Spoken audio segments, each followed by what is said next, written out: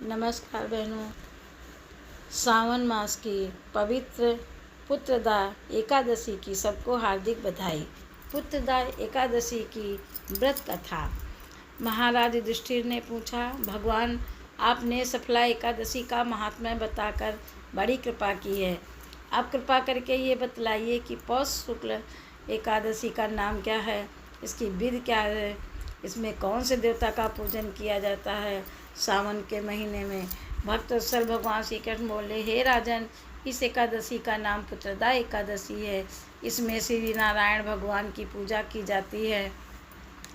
इस चर और अचर संसार में पुत्रदा एकादशी के व्रत के समान दूसरा कोई व्रत नहीं है। इसके पूर्ण से मनुष्य तपस्वी, विद्वान और लक्ष्मीवान होता है। इसकी मैं एक कथा कहता हूँ, सो तुम ध्यान पूर्वक सुनो। भद्रावती नामक नगरी में सुकेत मान नाम का एक राजा राज करता था। उसके कोई पुत्र नहीं था। उसकी स्त्री का नाम शैव्या था। वह निपुत्री होने के कारण सदैव चिंतित रहा करती थी।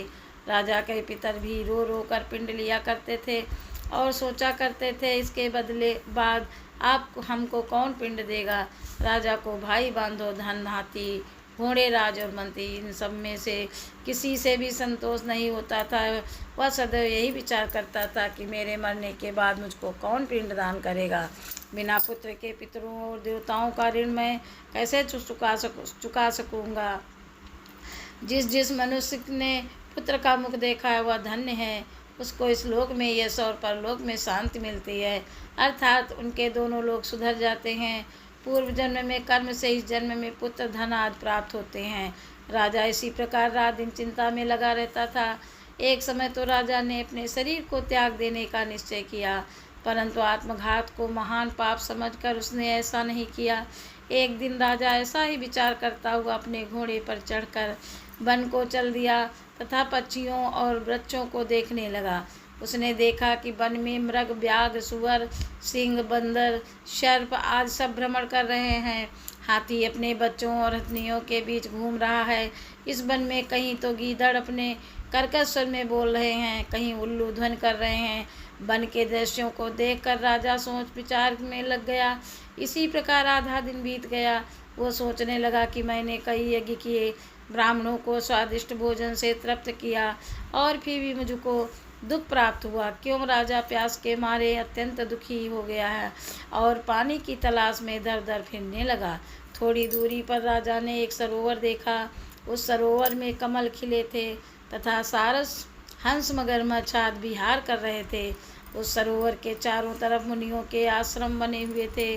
उसी समय राजा के दाहिने अंग फड़कने लगे। राजा शुभ शकुन समझकर घोड़े से उतरकर मुनियों को दंडवत प्रणाम करके बैठ गया। राजा को देखकर मुनियों ने कहा, हे राजन, हम तुमसे अत्यंत प्रसन्न हैं। तुम्हारी क्या इच्छा है सो कहो। राजा ने पूछा, महाराज आप कौन हैं और किस लिए यहाँ आए, कृपा करके बताइए। मुनि कहने लगे, हे राजन, आज संतान देने वाली पुत्रदा एकादशी है। हम लोग विश्व देव हैं और इस सरोवर में स्नान करने के लिए आए हैं। ये सुनकर राजा कहने लगा कि महाराज, मेरे भी कोई संतान नहीं है।